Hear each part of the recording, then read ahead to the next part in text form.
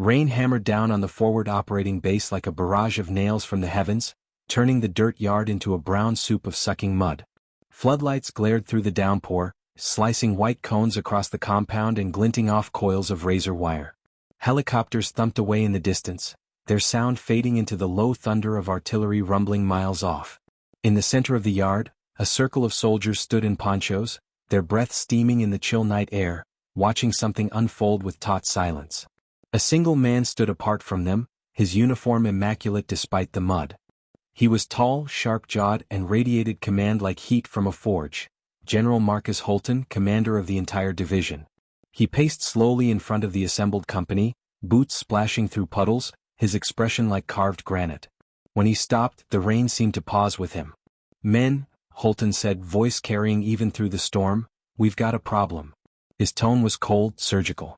Recon Team Bravo went dark behind the ridge near Cost. No radio, no beacon, nothing. The insurgents are getting bold, and it's only a matter of time before they hit our supply line. We need someone to go behind enemy lines and find out what happened. Volunteering means likely death. Not volunteering means certain disgrace. He let his gaze sweep over the rows of combat-hardened soldiers, their faces tight with wariness. No one spoke. Boots shifted in the mud. Rain dripped off helmets. Then quietly a voice rose from the back. "I'll go, sir." Heads turned. The voice hadn't come from the grizzled infantry squads or the recon rangers standing like carved statues. It came from a man barely noticed by anyone, the unit's administrative clerk, Corporal Elias Grant. He was slight, pale, perpetually buried in paperwork in the corner of the command tent. He never raised his voice. He never joined the others on the range unless ordered.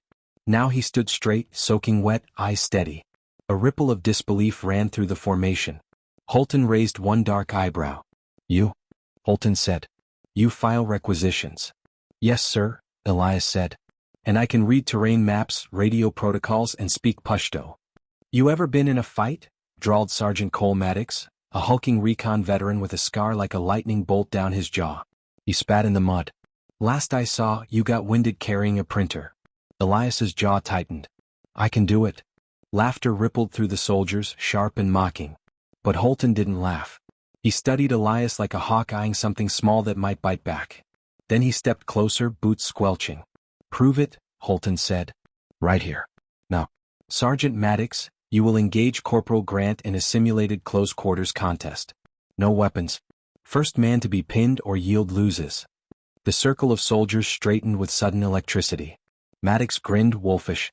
He stripped off his poncho and rolled his shoulders, muscles like coiled cables beneath his soaked fatigues. "With pleasure, sir." Elias swallowed, then peeled off his jacket, revealing a leaner build than anyone expected, tight-corded muscle hidden under office drab. The circle widened. Rain hissed on the mud as the two men faced each other. Holton lifted a hand. "Begin." Maddox lunged like a charging bull. Elias sidestepped, quick as a shadow, and the sergeant skidded through the muck. Maddox spun with surprising speed and came in swinging, but Elias ducked, swept low, and Maddox crashed to his knees with a splash. The soldiers roared with shock. Maddox bellowed, snatched Elias by the collar, and hurled him bodily into the mud. Elias rolled, gasping, then sprang up, eyes blazing. He feinted left, darted right, and slammed his shoulder into Maddox's ribs. The big man staggered. Elias hooked his leg behind Maddox's knee, twisted, and suddenly the sergeant was face down in the mud, Elias wrenching his arm back in a joint lock. Maddox snarled, thrashed, then went still as pain etched across his face. Elias's voice was low, calm. "Yield." There was a heartbeat of silence. Then Maddox spat out a curse. "I yield." The yard erupted in shouts and whoops. Elias released him and stepped back, chest heaving. Mud streaked his face, his glasses gone somewhere in the chaos, but his gaze was steady as iron. Holton's eyes narrowed, a flicker of something, approval maybe, cutting through his stone mask. He gave a single nod. "Very well," Holton said. "Corporal Grant, you're on the mission. Wheels up at 0500. Dismissed." The soldiers broke ranks in a buzz of disbelief, some clapping Elias on the back as they dispersed into the storm. Maddox rose, wiping mud from his eyes, and gave Elias a grudging nod before stomping off without a word. Elias stood alone in the yard for a long moment as the rain eased to a drizzle, the adrenaline ebbing from his limbs, leaving only a hollow ache in its place.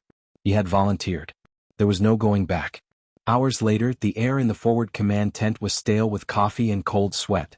Maps littered the table, red markers tracing routes through jagged mountain terrain. Kost Province loomed on the wall map like a wound. Holton stood at the head of the table, briefing the small strike team that would insert Elias into enemy territory. Maddox stood there too, arms crossed, expression unreadable. Holton's words were clipped and surgical. "You'll be dropped 2 clicks from Bravo's last known position. Satellite imagery shows possible enemy encampments here, here, and here. Your job is reconnaissance. Find Bravo, extract survivors if any, gather intel, and return. Stealth is paramount. If compromised, you are authorized to defend yourself, but avoid engagement." "Understood." "Yes, sir," Elias said, voice steady despite the knots in his gut. He traced the contour lines on the map, memorizing valleys and ridges, every possible route and fallback point. The soldiers exchanged wary glances. It still seemed absurd, a clerk on a field op. But Holton's word was law, and no one dared voice doubt aloud. Before dawn, the base hummed with the mechanical whine of rotor blades. The sky was a sheet of cold iron as the UH-60 Black Hawk lifted from the tarmac, kicking up dust. Elias sat strapped in, rucksack between his boots, helmet snug, rifle clutched like a lifeline. The helicopter interior vibrated with every beat of the rotors. Across from him, Maddox watched him silently, eyes narrowed.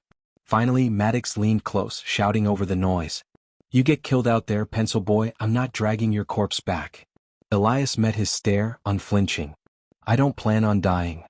Something flickered in Maddox's eyes, respect or annoyance, Elias couldn't tell. The sergeant leaned back and closed his eyes, rocking with the turbulence. Elias stared at the floor, every nerve taut. He could still feel the weight of the entire base's eyes on him, the impossible expectation. He forced himself to breathe, slow and even, like he'd practiced in the quiet corners no one saw. In his mind he repeated the old mantra from his childhood dojo: stay small. Stay fast. Strike last. The Black Hawk set down on a barren ridge just as dawn bled over the peaks. The air was thin, sharp, smelling of stone and frost. The rotors beat away and the helicopter dwindled to a speck, leaving sudden silence. Elias crouched, scanning the horizon through the thin mist. Jagged mountains clawed the sky. Somewhere beyond them lay Bravo team, or their bodies. He adjusted his pack straps and moved out, feet silent on the scree, every sense awake. Hours passed as he crept through the broken terrain. He followed the map points with meticulous care, marking his position by landmarks: a split boulder like a wolf's jaw, a twisted pine clinging to bare stone. He moved like a ghost, low and fast, pausing often to listen. Once, distant gunfire cracked across the valleys, then faded. Once he found a spent shell casing in the dirt, still warm. His pulse thudded, but he pushed on. By mid-afternoon, he reached the canyon where Bravo had gone dark. The place was deathly still. He crouched behind a rock outcrop, scanning through binoculars. The canyon floor was strewn with wreckage, a burned-out Humvee twisted like a child's toy. Blackened gear. No bodies. That was worse. He slid down the slope, rifle ready, every footstep measured. Flies buzzed over dark stains in the dust. Bullet scars pocked the rocks. He crouched by the Humvee and sifted through the ashes, finding scorched patches of uniform cloth. His throat tightened. Then something glinted, a dog tag half buried in the sand. He brushed it clean. The name stamped into the steel punched through him like ice. Lieutenant Harris, Bravo's commander. He pocketed it, jaw clenched. Then he saw the footprints.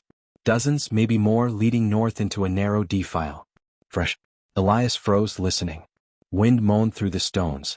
Distant voices echoed faintly, speaking Pashto. Alive. His pulse quickened. He crept after the tracks, staying low. The defile snaked between high walls, shadows pooling deep. Around a bend, he glimpsed movement, figures crouched around a fire. Enemy fighters, rifles slung, laughing quietly. And behind them, his breath caught, 3 battered American soldiers bound at the wrists, heads bowed. Bravo. Alive. He slid back behind the rocks, heart hammering. There were at least a dozen insurgents. Storming them was suicide. He forced himself to think, fast and cold. He had no backup. No heavy weapons. But he had one thing: surprise. He checked his pack, fingers brushing the smoke grenades he'd packed on instinct. He whispered to himself, stay small. Stay fast. Minutes later, chaos erupted in the defile.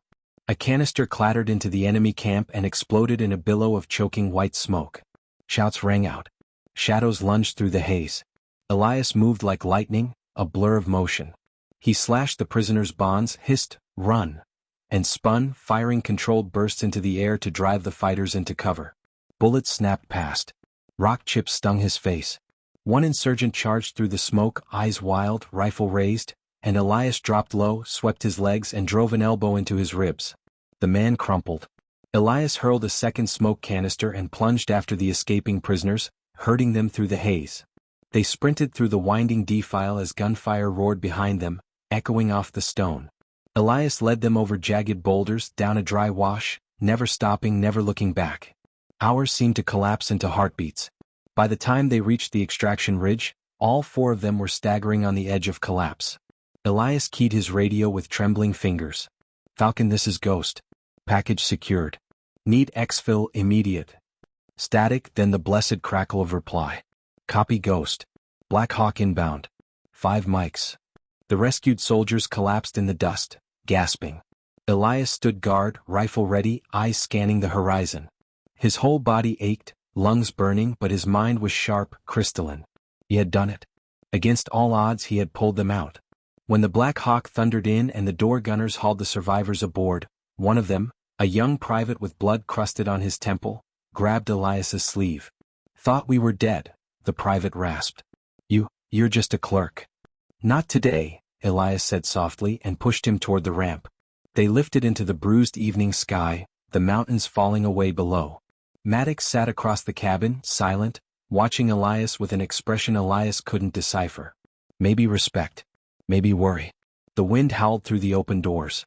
Elias sat back, eyes closing, the adrenaline draining out of him in a crashing wave. He had gone from invisible clerk to battlefield savior in a single impossible day. But even as exhaustion swallowed him, one thought coiled cold and sharp in the back of his mind, refusing to let go. Someone had known Bravo would be there. Someone had tipped the enemy off. And whoever it was, they were still back at the base, smiling. The base floodlights shimmered in the dark like distant stars as the UH-60 Black Hawk descended onto the pad, skids kissing the ground in a spray of dust. Corporal Elias Grant blinked awake with a violent start, his neck stiff from where he'd slumped against the cabin bulkhead. The rescued soldiers stirred weakly beside him, pale and bloodied but alive. The rotor wash hammered them as the crew hauled them out, medics rushing forward with stretchers and clipped urgency. Elias climbed down last, boots hitting solid ground with a strange lightness, as if gravity itself had gone soft. He had expected triumph to feel like fire. Instead it felt like cold air and hollow bones. Sergeant Cole Maddox dropped beside him, slinging his rifle, jaw tight. They walked toward the command building without a word, ducking their heads against the slicing wind from the departing chopper. Behind them, the medics vanished into the night with their charges. Elias's legs trembled from exhaustion, but he forced them steady. He couldn't falter now, not here, not in front of Maddox, or the whole base, who had surely heard by now that the desk clerk had brought Bravo back from the dead. Inside the command tent, the air was thick with stale coffee and the low buzz of generators. General Marcus Holton stood over the operations table like a carved monument, arms braced, eyes burning into the map as if trying to will answers from the paper. When the door flap opened and Elias entered, Holton's gaze snapped up. For the briefest moment, something like relief flickered across the general's hard face. Then it was gone. "Report," Holton said. Elias stepped forward, spine straight despite the weight dragging on it. "Bravo team located in a canyon north of Grid 47. Vehicle destroyed, all presumed dead. Located 3 survivors held captive by insurgents. Executed smoke diversion, extracted under fire. No friendly casualties. Enemy strength estimated 12 plus, well supplied and organized. Sir, they were waiting. Ambush was preset." Holton's eyes sharpened at that last part. "Explain." Elias drew the crumpled dog tag from his pocket and laid it on the map. "Lieutenant Harris. Found at the site. No bodies, no personal effects left behind. Whoever hit them stripped everything. And the enemy positions were precise. Kill zone on the vehicle, concealed overwatch points, captured survivors tied and guarded. It wasn't random. They knew Bravo was coming." Holton stared at the tag as if it were a knife buried in his own table. Silence stretched. Then he straightened, the air around him tightening. "Understood. Debrief at 0800. Maddox, get him to the medics, then the barracks. He's off rotation for 48 hours. "I don't need," Elias began, but Holton's gaze cut to him like a scalpel. "That's an order, Corporal." Elias saluted, sharp and clean, then turned on autopilot, following Maddox back into the night. The base felt different now, eyes following him through the gloom, disbelieving, curious, some grudgingly impressed, some suspicious. The rain had stopped, leaving everything slick and shining under the sodium lamps. Maddox walked a pace behind him, silent as a shadow. At the barracks door, Elias finally spoke, his voice low. They knew. Someone told them. Maddox leaned against the doorway, arms crossed.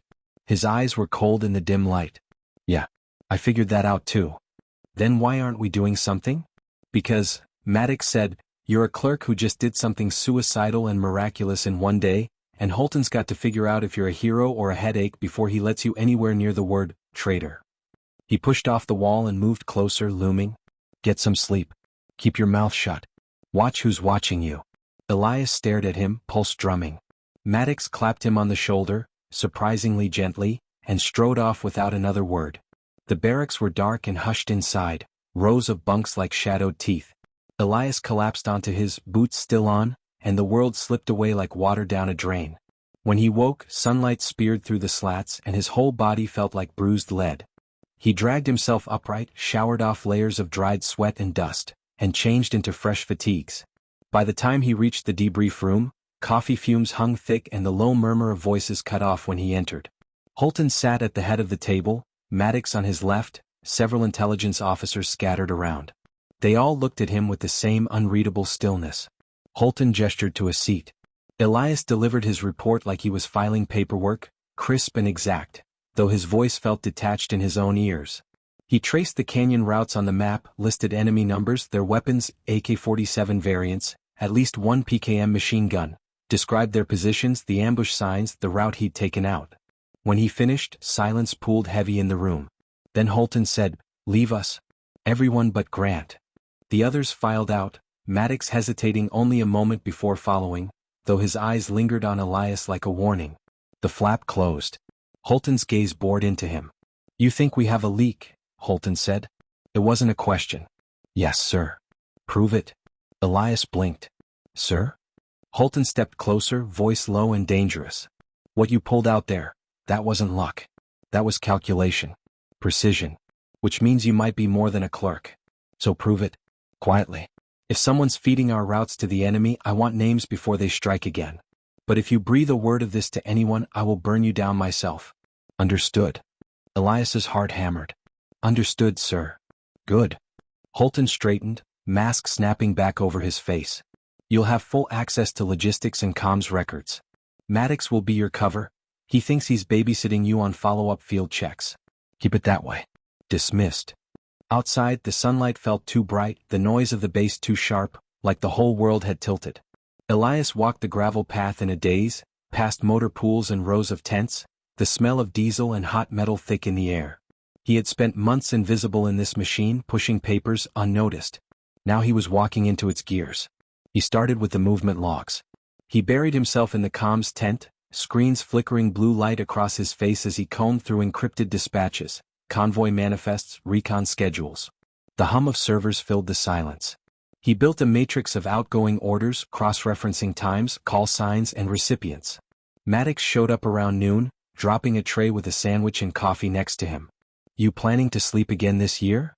Maddox muttered. "Eventually," Elias said without looking up. Maddox leaned on the table watching the code scroll. "You really think someone's dirty?" "I know it." "You find anything?" "Patterns?" Elias said, eyes flicking over timestamps. Every patrol ambushed in the last month filed route plans more than 12 hours ahead. Every patrol that made it back filed them less than 4. Maddox's brows rose. "So someone's pulling early filed routes." "Yes. And they're careful. Nothing traced, no direct transmissions, no compromised radios.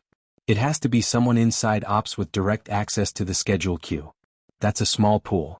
"Yes." Elias's voice went cold. "Which means when we catch them, there's nowhere to run." Maddox studied him a moment, then grunted.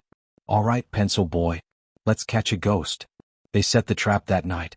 Elias drafted a false recon schedule, flagged top secret, showing a supply convoy running a decoy route at dawn through a narrow pass known for ambushes. Only 2 people besides himself would see it in the queue before it posted.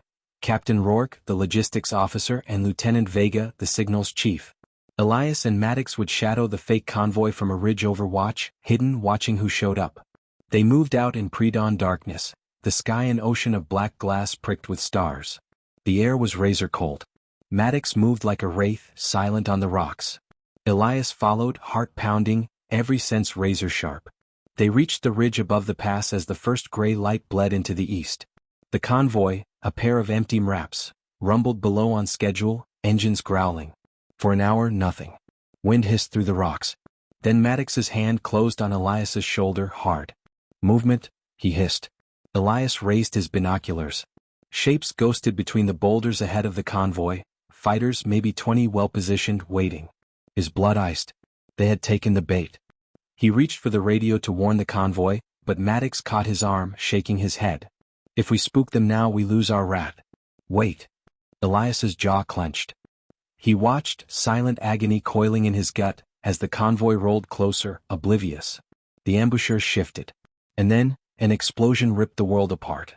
The lead MRAP lifted off the road in a bloom of fire and dirt, slamming down twisted.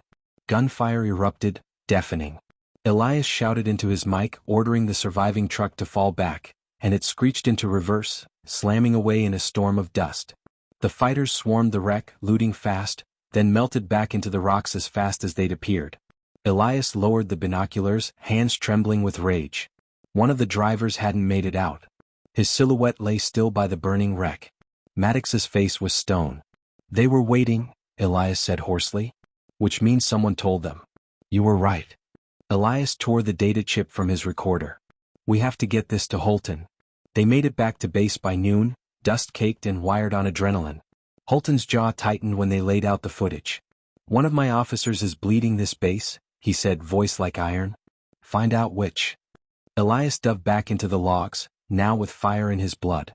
He traced logins, accessed timestamps, pulled archived security feeds. And then he saw it, Vega's login accessing the schedule queue at 0200, when she wasn't even on shift.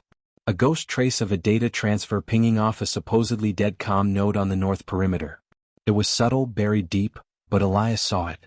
His stomach dropped. Vega. He had eaten next to her in the mess hall for months. She laughed loud, played cards with the MPs. And she was selling them to the enemy. He found Maddox by the armory cleaning his rifle. It's Vega, Elias said low and sharp. Maddox froze, then stood. Then let's end this. They planned fast. Vega worked nights in signals, usually alone. They'd catch her in the act with evidence. Holton gave quiet approval, eyes like flint. So at 0100, Elias crouched in the shadows outside the comms tent, heart hammering. Maddox waited at the far corner, rifle low.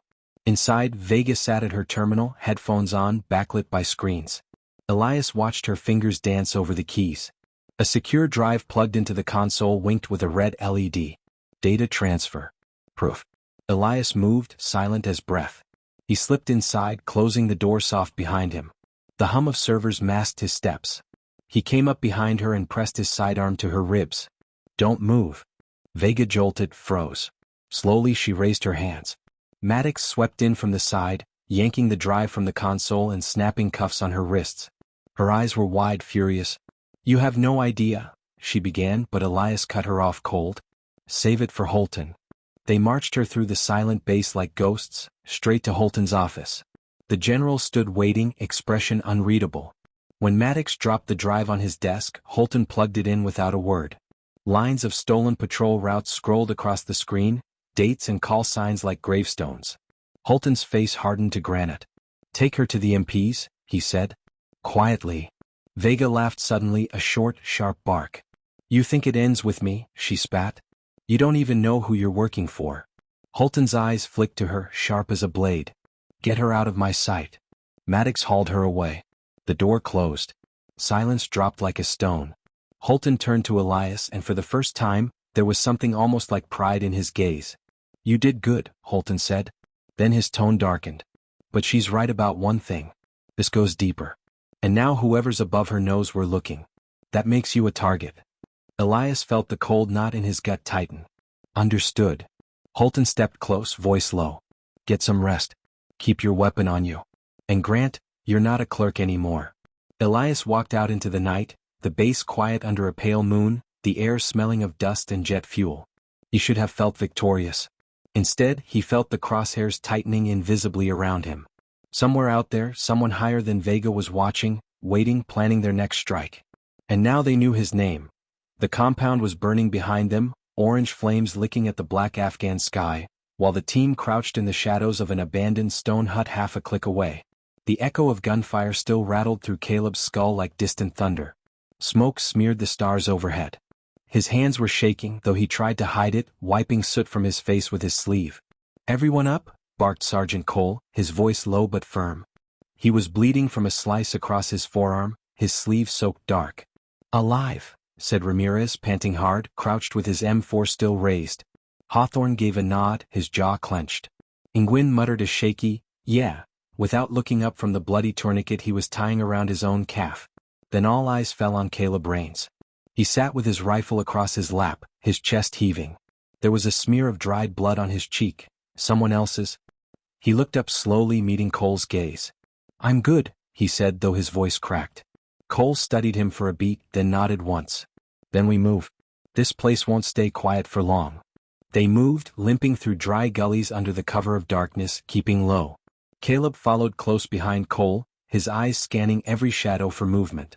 His mind replayed the moment he'd thrown himself between Hawthorne and the insurgent with the AK, the split second when he pulled the trigger without thinking. The man had dropped, just dropped, and Caleb had kept moving, not stopping to see his face. Hours later, they reached a temporary rally point, a crumbled mud-walled compound abandoned decades ago. The team set security, silently checking ammo, readying bandages, sipping warm canteen water. Caleb sank down against a wall, staring at his boots. They were caked with soot and blood. He didn't know how much of it was his. Cole knelt in front of him. "You did good back there." Caleb blinked. "I shot 3 people." Cole nodded. "And saved Hawthorne's life. Probably all of ours." "I'm a clerk," Caleb whispered. "Not anymore." That hit like a hammer. Caleb looked up at him, trying to find something in Cole's expression. Praise, reassurance, something. Instead, Cole's face was hard, unreadable, but his eyes held a faint glimmer of respect. He stood and walked away without another word. The following day was a blur of movement, radio chatter, and nervous silence. They were ordered to hold position until extraction, but no one trusted that order. Drones buzzed overhead. Distant explosions rolled like far-off storms. Caleb dozed fitfully, waking every few minutes with his heart hammering. Each time he blinked awake, Hawthorne or Ramirez would be sitting nearby, rifles across their laps, eyes scanning the hills. They looked at him differently now, not with disdain but with something closer to wary acceptance. When dusk fell, Cole called them together. "Listen up. Extraction's delayed. There's chatter of a QRF sweeping this whole sector by dawn. If we stay here, we die." No one argued. "We move east, through the gorge. It's risky, but it gets us closer to the exfil corridor." "Questions?" "Yeah," said Ramirez, scratching his stubbled jaw. "What about food, water, ammo?" Cole grinned without humor. "We improvise. Move out." They set off again, single file, moving fast under moonlight. Caleb's shoulders ached under his gear. His mind drifted into a strange tunnel vision, where every sound was distant and muffled, the crunch of boots on gravel, the whisper of nylon straps. He focused on the back of Cole's pack like it was a lifeline. At one point, they passed the carcass of a burned-out truck, riddled with bullet holes. A rusted helmet lay in the dirt beside it. Caleb tried not to look, but his eyes snagged on it anyway. For a moment he imagined himself lying there, his skull hollowed by gunfire, and his chest clenched like a fist. Around midnight they reached the gorge. The place was a jagged wound in the earth, choked with boulders and thorny shrubs. The wind hissed through it like a whispering voice. Cole halted them, scanning with his NVGs. "Clear," he said finally. "We move quiet." They crept down into the gorge, careful not to dislodge rocks. The air smelled of dust and dry rot. Caleb's boots slid on loose scree. He gritted his teeth and kept moving. Halfway through, everything went wrong. A flare burst overhead, bathing the gorge in harsh white light. Caleb froze. A shout echoed off the stone walls, then the night erupted in gunfire. Rounds ricocheted around them, sparking off rocks. Cole bellowed, "Contact left. Cover." They dove behind boulders. Caleb's rifle was in his hands before he knew it. Shadows moved on the ridgeline above, 3, 4, 5 figures firing down into the gorge. The air screamed with bullets. Stone chips stung his cheek. Hawthorne was already firing back, short controlled bursts. Ramirez lobbed a grenade uphill. It exploded in a dull boom, showering dirt and rock. Cole yelled, "Rains? Get up that side. Flank him." Caleb's stomach lurched. He turned to see Cole pointing to a narrow goat path climbing the cliffside. His mouth went dry. "Move!" Cole roared. Caleb moved. He scrambled up the path on all fours, boots slipping, rocks slashing his palms. Bullets snapped past, whining like hornets. He ducked behind a jutting rock, chest heaving, then pushed on. His legs burned. His lungs were fire. At the top, he crawled onto the ridgeline. The enemy fighters were 30 meters away, crouched behind rocks, muzzle flashes strobing. They hadn't seen him yet. His hands shook as he raised his rifle. He forced himself to breathe slow, just like Cole had taught him. Inhale. Exhale. Squeeze. He fired. One figure dropped. The others spun toward him, shouting in a language he didn't understand. Caleb rolled behind a boulder as bullets slammed into it, stone shards cutting his neck. He popped up and fired again, hitting another man in the chest. The third charged him with a knife, screaming. Caleb's rifle clicked empty. Time slowed. He saw the blade flash, saw the man's teeth bared, and without thinking he swung his rifle like a club. The stock cracked across the man's temple. The fighter stumbled. Caleb lunged, tackling him, and they went down in a tangle of limbs. The knife slashed his shoulder, hot pain lancing through him. Caleb grabbed the man's wrist, forcing the blade away. They grappled in the dirt, grunting, rolling. Caleb's fingers found a rock and smashed it into the man's head once, twice, 3 times until the man went limp. Caleb lay there gasping, his whole body trembling. Then he heard shouting below. The gunfire had stopped. He staggered to his feet. The ridge was silent. The fighters were down. Below, Cole and the others were climbing up toward him. Cole reached him first, eyes flicking over the bodies, then to Caleb's bloody shoulder. "You good?" Caleb swallowed hard, nodded. Cole clapped him on the back. "You're a damn animal." They moved on before dawn, slipping through the gorge and into the hills beyond. Caleb's shoulder throbbed with every step, but he said nothing. They reached a rocky plateau as the first pale light crept across the desert. They collapsed in a circle, too exhausted to speak. Ramirez eventually broke the silence. "We're all gonna die out here, huh?" "No," Cole said flatly. "Not today." Caleb stared out at the endless sand, the sun bleeding up over the horizon. He felt hollow yet electric, every nerve buzzing. He had killed again. And again he was alive.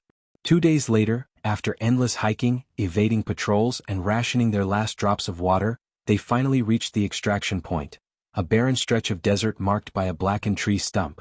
They hunkered down waiting. The sound came first, a distant thrum. It grew louder until a pair of UH-60 Black Hawk helicopters crested the horizon, rotors whipping up sand. The team waved panels. The birds swooped low, kicking up a storm of dust. Doors slid open, crew chiefs waving them in. Caleb stumbled toward the chopper, his legs nearly giving out. As he climbed aboard, the world tilted and blurred. The adrenaline that had kept him going drained out all at once. He collapsed into a seat, helmet sliding down over his eyes. The last thing he saw was Cole across from him, giving him the barest nod before Caleb's eyes closed. When he woke, he was back at Bugram Airfield. Clean sheets, humming air conditioning, the antiseptic smell of the medical bay. His shoulder was bandaged. His head felt like cotton. A nurse checked his vitals. "You're lucky," she said. Caleb almost laughed. "Lucky. Right." He was discharged from the medical bay 2 days later. As he stepped outside into the blinding Afghan sun, he found Cole waiting. The sergeant was clean now, shaved, uniform crisp. He handed Caleb a folded piece of paper. "What's this?" "Commendation recommendation. Valor in combat." Caleb stared. "You put me in for this?" Cole shrugged. "You earned it." Caleb opened his mouth, then closed it again. There were no words. Cole started to walk away, then paused. "Command wants to see you." "Command? Why?" "You'll see." Inside the Tactical Operations Center, the air buzzed with radios and quiet urgency. Maps and monitors covered the walls. Caleb felt small, out of place, like he'd wandered into the wrong building. Behind a desk sat General Harker, the same general who had stood on the makeshift stage days ago, asking for a volunteer. He was reading a file. Caleb froze. Harker looked up. His eyes were steel gray, sharp as razors. "Rains?" "Sir." I've read the after-action reports. Harker set down the file. Your actions saved the lives of your entire team. Caleb swallowed. I was just doing what had to be done, sir. That's what every good soldier says. Harker stood, walked around the desk, and studied him like a specimen. You were a clerk. Yes, sir. And now? Caleb hesitated. I don't know what I am. Harker smiled faintly. Honest? Good. I'm assembling a unit. Small, specialized, off the books. I want you in it. Caleb's mind reeled. Sir, I'm not. You are? Harker interrupted. Cole thinks so. I think so. You've seen what's out there. You've survived it. That's more than most can say. Caleb's heart pounded. The thought of going back out there, of more nights like the Gorge, more killing, it made his stomach twist. But another part of him deep down felt something else. A spark. Purpose. What kind of unit? He asked quietly.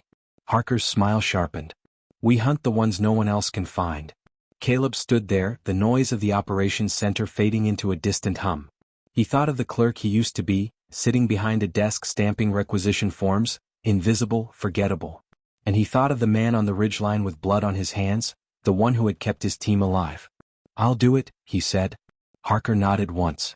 Report here at 0500 tomorrow. Dismissed. Outside, the sun was sinking, painting the base in molten gold. Cole was waiting by the door, leaning against a Humvee. Well? He asked. Caleb walked past him, staring straight ahead. See you at 0500. Cole grinned. Welcome to the deep end. Caleb didn't answer. He just kept walking, the hot wind tugging at his uniform, the desert stretching out around him like an ocean. Somewhere out there he knew the war was waiting. And so was he. The night air was sharp and cold, tasting faintly of ash. Ethan Cole sat hunched on an overturned ammo crate near the edge of the makeshift forward operating base, watching the perimeter lights cast thin halos in the dark.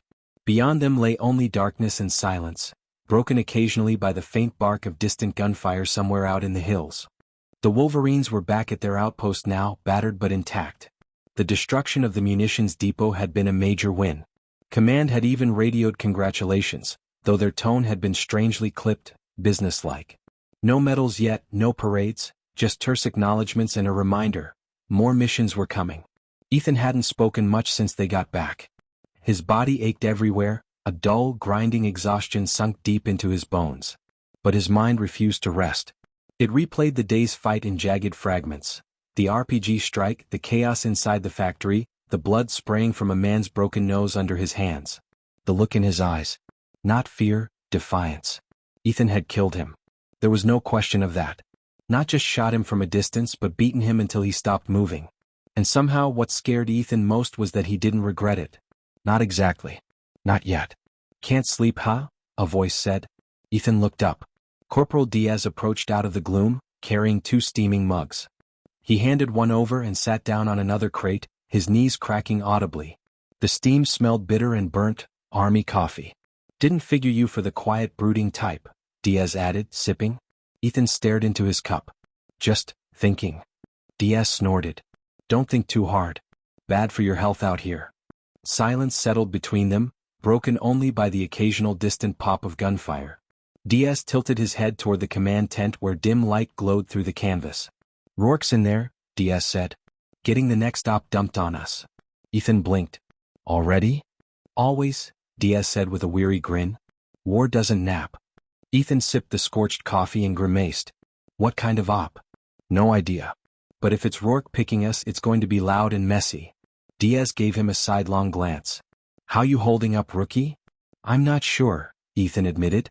I thought I'd be more shaken. But I'm not. That's the trick, Diaz said. It feels normal at first. Then it hits you in pieces later. Dreams, smells, random moments. He shrugged. Or maybe you're just built for this. I was a clerk, Ethan said. Paperwork. Budgets. Ink stains. Diaz chuckled. Paperwork doesn't shoot back. They fell silent again. Ethan found himself wondering how long Diaz had been at this. Years probably. Decades maybe. How many fights, how many friends lost. Diaz wore his weariness like armor. Ethan wondered if he would too someday. The flap of the command tent opened and Staff Sergeant Rourke stepped out, shadowed and grim. He scanned the camp until his gaze locked on Ethan and Diaz. He strode over with his usual measured, predatory calm. Briefing, Rourke said simply. Diaz groaned softly and rose. Called it. Ethan followed them into the tent. Inside, the Wolverines gathered around a battered table where a map lay weighted down with empty magazines. A portable lamp buzzed overhead, casting everyone in harsh, yellow light. Rourke stood at the head, hands clasped behind his back, eyes like cold stone. Command intercepted chatter from the cell we just crippled, Rourke said. They've pulled back into the mountains to regroup. But they're not retreating. They've taken hostages, locals who worked with our translators. They're holding them at a compound here. He stabbed a finger at a red-marked spot on the map, deep in the mountains. Our job is to get them out. Extraction or elimination? Private Jackson asked, his voice gravelly. Extraction, Rourke said. But if it goes loud? He let the sentence hang. Odds? Diaz asked. Bad, Rourke said without hesitation. The compound is well defended. Steep terrain, limited cover. Night approach is our best shot. They all absorbed that silently. Then Rourke's gaze settled on Ethan. You're coming, Rourke said.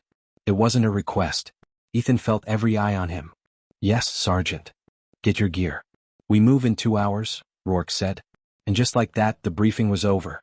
The mountains rose black and jagged under the moon, their peaks cutting the sky into shards.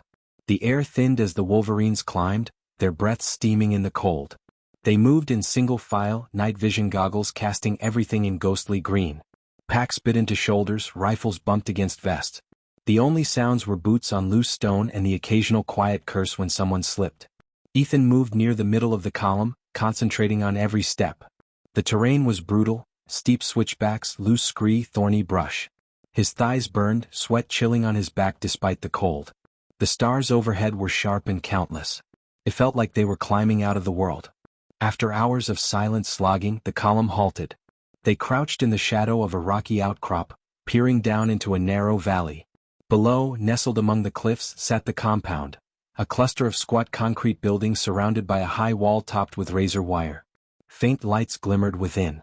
A guard tower loomed at one corner, its searchlight sweeping lazily. Rourke crawled forward on his belly, peering through binoculars. After a long minute he slid back. 2 patrols rotating outside the wall, he murmured. Guard towers manned. Likely more inside. Hostages are probably in the main building. Any way in quiet? Diaz whispered. South wall's blind for 20 meters between sweeps, Rourke said. We cut through, go over, take the tower, then breach. Classic suicide run, Jackson muttered. Exactly, Rourke said and flashed a thin grin. Questions? No one spoke. Good, Rourke said. Let's work. They ghosted down into the valley, sticking to the deep shadows. Ethan's heart thumped slow and heavy now, his senses sharpened to a razor's edge. Every rustle of wind sounded like boots. Every shadow seemed to breathe. They reached the blind stretch of wall just as the searchlight swept away. Diaz knelt with the cutting torch, its blue flame hissing. Sparks sprayed silently. The smell of scorched metal stung Ethan's nose. The torch bit through the wire, carving a man-sized hole in under a minute. They slipped through and flattened against the wall inside the compound. The air here was still, cold, smelling faintly of diesel. Somewhere a generator hummed. They crept to the base of the guard tower. Rourke signaled. Jackson and Diaz slipped up the ladder like shadows. A muffled thump and a soft gurgle later, the searchlight went dark. Rourke nodded. Move. They fanned out across the yard, sweeping low toward the main building. The door was steel, padlocked, floodlit by 2 security lamps. Ethan crouched by the generator cables feeding the lights. With a quick slash of his multi-tool, the cables sparked, and the yard plunged into darkness. Breach, Rourke whispered. Jackson swung the bolt cutters, snapping the lock. Diaz shoved the door open, and they flowed inside like black water. The building stank of stale sweat and mold. They cleared it room by room, rifles whispering side to side. The only sound was their own breathing, controlled and steady. Ethan moved at the rear, covering angles, every nerve humming. Then a faint cry floated from ahead. Human. Muffled. Rourke froze, raised a fist. They stopped. He gestured forward. Diaz and Jackson crept up and eased open the next door. A dozen haggard civilians huddled inside, hands bound, eyes wide. Relief flickered on their faces, then fear as shouts erupted from deeper in the building. Compromised, Rourke hissed. Diaz, Cole, get them out. Jackson with me. The team split. Diaz and Ethan rushed in, cutting bonds, whispering reassurances in broken local dialect. The hostages trembled but moved. Ethan herded them toward the exit, every sense screaming. Gunfire exploded in the hallway. Shouts. Bootsteps pounding. Diaz swore. Move, move. Ethan pushed the hostages out into the yard as bullets punched through the doorway behind them, splintering concrete. Diaz spun, firing short controlled bursts, driving the attackers back. The yard erupted in chaos as alarms wailed and lights snapped on. Tower. Ethan shouted. The previously dark tower now blazed with muzzle flashes. Bullets shredded the ground around them. He dove, dragging 2 hostages down. Diaz snapped a burst up at the tower. One figure toppled but more appeared. Get them to the breach, Diaz yelled. Ethan surged up, grabbing the nearest hostage, shoving him toward the south wall. The others followed in a stumbling herd. Rourke and Jackson barreled out of the building, hot on their heels, firing over their shoulders. Cover. Rourke barked. Ethan dropped to a knee, firing steady bursts at the tower while Diaz cut down 2 more gunmen. The hostages poured through the hole in the fence, scrambling into the darkness beyond. Tracer rounds slashed past. One clipped Ethan's shoulder plate, spinning him sideways. He gritted his teeth and kept shooting. Everyone out. Rourke shouted. Cole, go. Ethan backed toward the breach, firing until his magazine ran dry. He slammed in a fresh one by field, turned and sprinted through the fence. The Wolverines spilled after him, vanishing into the rocky shadows as the compound erupted fully awake behind them.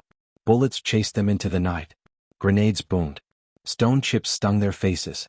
They climbed hard, lungs burning, boots slipping on scree. The hostages stumbled, sobbing, clutching each other. Ethan grabbed hands, pushed shoulders, hauled people bodily over rocks. They didn't stop until the compound lights were distant pinpricks below and the only sound was their own ragged breathing. Hours later, under fading stars, the extraction helicopters thundered in. The hostages were loaded aboard, their gaunt faces blank with shock. As the last bird lifted off into the paling sky, the Wolverines collapsed in the dust, spent. Diaz lay on his back, laughing weakly. Well, that sucked. Clean up, Rourke said, though his voice was rough with exhaustion. He glanced at Ethan. You kept them moving. Good work. Ethan nodded silently, too drained to speak. His whole body shook with aftershock. He felt hollowed out, like something inside him had burned away during that mad sprint through the night. As the sun rose, washing the mountains in pale gold, Ethan stared east, his rifle across his knees. He had saved lives tonight. Real, living people who would see home again because of him. But even as a thin, fierce pride sparked inside him, another feeling coiled beneath it, something darker. Because in the chaos, in the fire and noise, he had felt something else. He had felt alive. And that terrified him more than anything.